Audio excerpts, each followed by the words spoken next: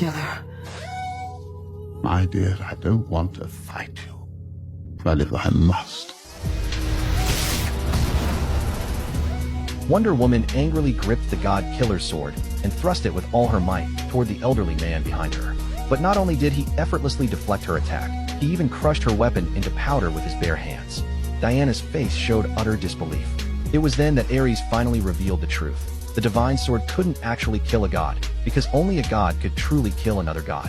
Diana's real identity was the illegitimate daughter of Zeus and the Amazon Queen, making her the weapon Zeus had left behind. Upon hearing this revelation, Diana immediately tried to bind Ares with the lasso of truth, but with just a slight effort from Ares, the entire building was instantly reduced to rubble.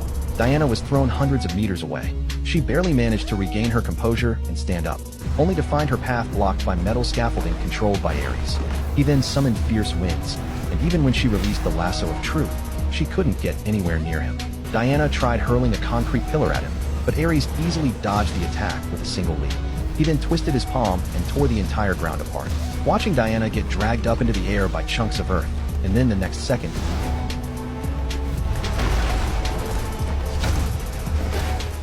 Ares unleashed a barrage of grenades, sending them hurtling toward her. Seeing this, Diana quickly grabbed a shell and threw it back at him. After a tremendous explosion, Diana was blown away, her ears temporarily deafened. Unable to get back on her feet, Steve came running from behind. He needed to say his final goodbye to Diana because he had to destroy that poison gas plane. Since Diana hadn't recovered her hearing, she had no idea what Steve was saying. She watched as he climbed aboard the aircraft loaded with poison gas without looking back, taking out all the soldiers inside. Meanwhile, Ares hadn't actually died in the flames. Instead, he used scrap metal to enchant himself with a suit of war god armor. Once his helmet was complete, he walked straight toward them, dual swords in hand. Those daggers slammed Diana hard to the ground.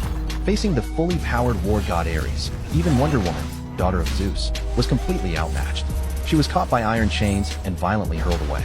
With a casual strike, he split the earth in half. The two clashed again, with Diana using the lasso of truth to deflect his projectile weapons, but she was ultimately trapped by iron plates and thrown to the ground, completely unable to move. At that moment, Steve, who had gained control of the aircraft, appeared in the sky above Diana. Looking at the countless poison gas bombs behind him, he didn't hesitate to detonate them at high altitude.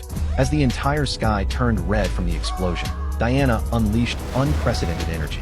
Facing gunfire from countless enemy soldiers, she charged into the crowd with a single sprint, advancing while taking down soldiers along the way.